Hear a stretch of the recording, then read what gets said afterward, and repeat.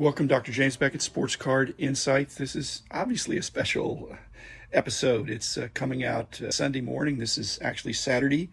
I've gotten back from my mom's memorial service. My mom passed away last week, and I had to get together some remarks for the service, but I thought I really want to do a tribute to my mom, but I don't want to do it before the memorial service. I want to do it afterwards. Thanks sponsors: Topps Panini, Upper Deck, Heritage Auctions, Huggins and Scott Auctions, Mike Stadium Sports Cards, Burbank Sports Cards, ComC.com. So it was a lovely service, but I only had 5 minutes. And in fact, when I was trying to gather my remarks for my mom, when I was going to speak as the oldest son, I think it turns to 15 minutes for the podcast, but it was a self-imposed allocation. We had several speakers, and some people like long funerals, but most people don't. My mom was a wonderful woman, and she had not 98 great years, but she had almost 98 great years. She didn't quite make it and really went super downhill after my dad passed away last summer. So I really want to honor my mom, but also want to do some sports card insights. So I will try to honor her and do that at the same time, because it's not fair. This is not my personal podcast. It's me with sports card insights. You do remember that my mom threw out cards for me back probably in 1961. Most of what was thrown away were 1961s. As I reconstruct that, thinking back, those were cards that I got from MP, which is Mike Phillips, who was the kid in the neighborhood that had the biggest backyard. I guess he was middle class. We lived in a middle class neighborhood. I was a new kid.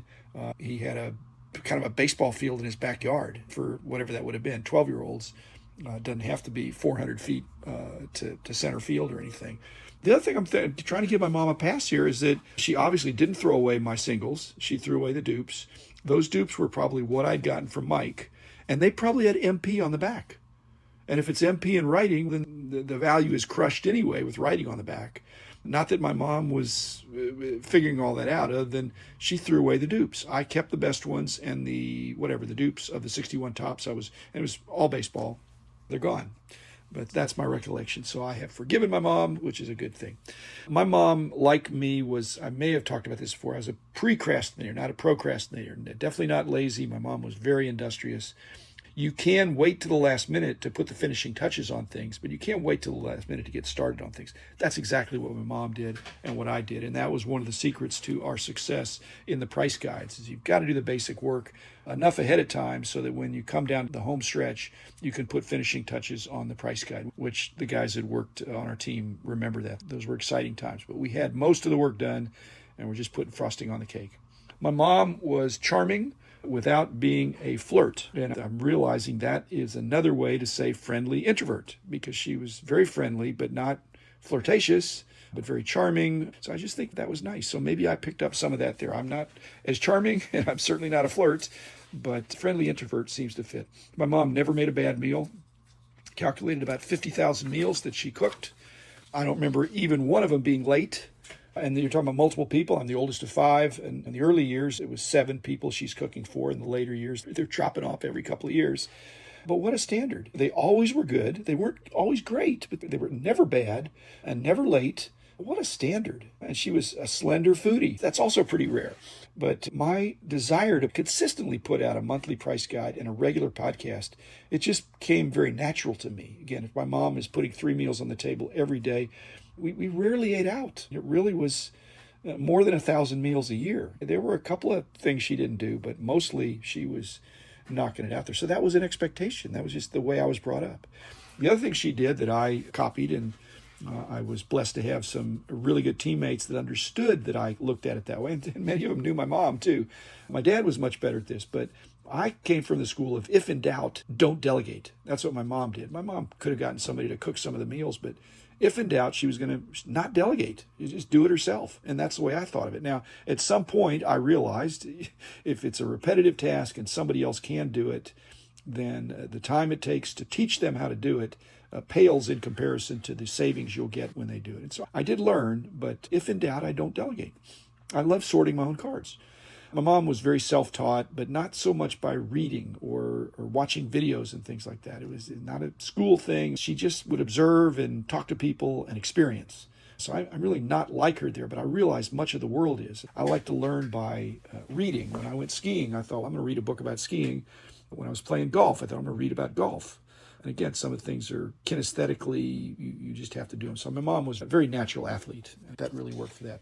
My mom fidgeted with her hands a lot. She did a lot of knitting and crocheting when we were growing up, and so she was always working on a project.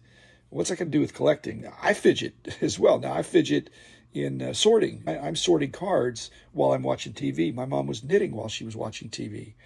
The dollar box is a manipulative activity. And I don't mean the primary meaning of manipulative, twisting anything around, manipulative in the sense of working with your hands and just enjoying that. The work of your hands is an interesting thing. My mom had a rule that she always encouraged sports, so much so that if the weather was good, you had to be out there playing sports. Deep snow, heavy rain, you could be inside, but you had to be out there playing the sport. You couldn't be collecting baseball cards without playing the sport, or basketball, football, any of the things we played in the sand lots growing up in the common fields.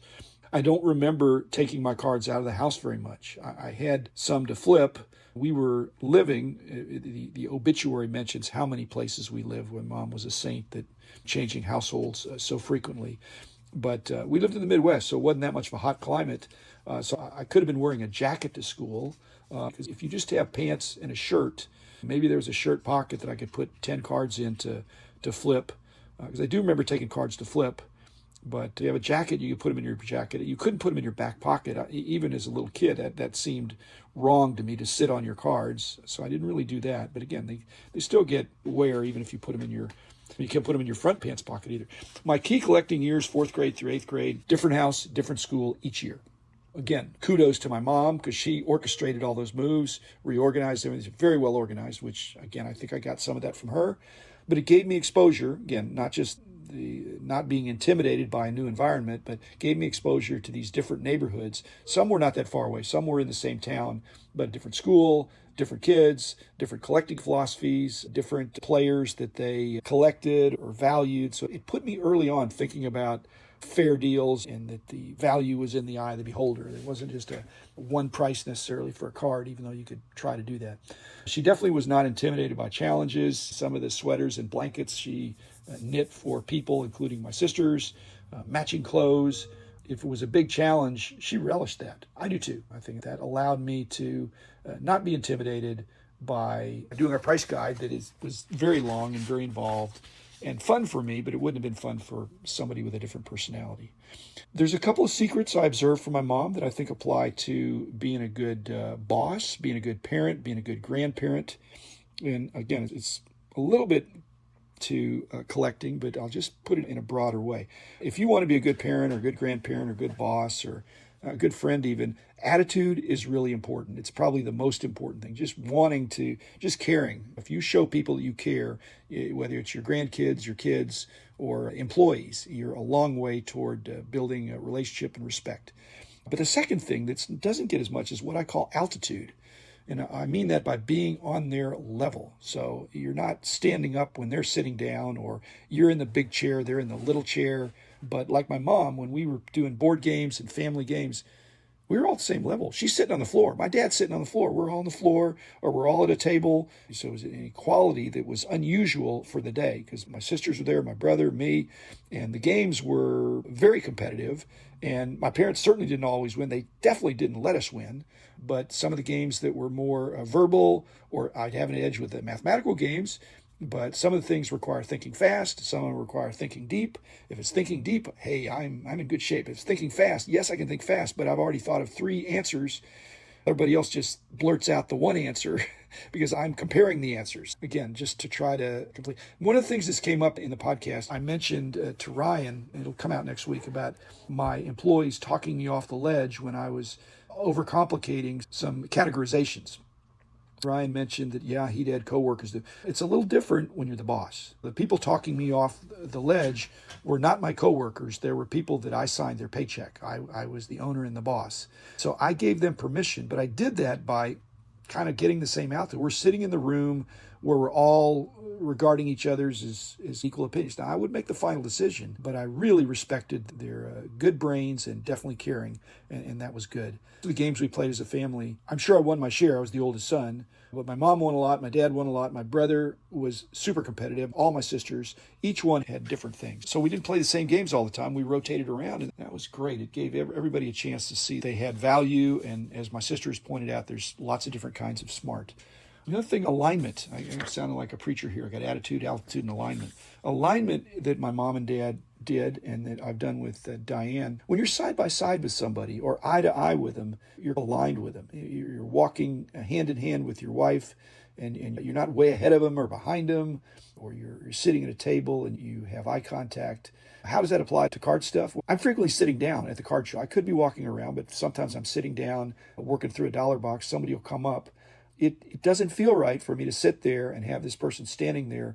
They're not talking down to me, but they're just trying to talk to me. And usually, not always, but usually I think I need to stop what I'm doing, stand up, shake their hand and hear their story. And it's not going to be a long conversation, but I want to know what's going on. It's part of showing you care that you get the same altitude as the person and get aligned with the person. So I think that's good. Let's see. My mom was pretty resolute, very resolute. When she made up her mind, we could not outlast her. She was the boss of the home, and she said, these are the rules. Then she wasn't going to bend the rules, really. She just, this is the rule. This is the line. And we could not outlast her. I realized that early on. But I could tie her. I couldn't outlast her, but I could have equal endurance. After all, who wants to be outworked by your mom? She wasn't infallible, but she was almost always right. And it was probably for my own good. But I would hang in there, and I do. I have really good endurance, and I credit my mom on that. We should all consider that we are, in some sense, examples to someone. And in my case, my mom was a great example. But everybody listening to this ought to consider whether your mom was a great example or not, or anybody else, you be a good example and pass it on. I'm trying to pass on some things I've learned from my wonderful mom, who's now in heaven. Thanks for indulging me, and I'll be back on Monday with another regular podcast. But I miss my mom, but I know where she is, and I'm thankful that we had a nice memorial service for her. So thanks. See you on Monday.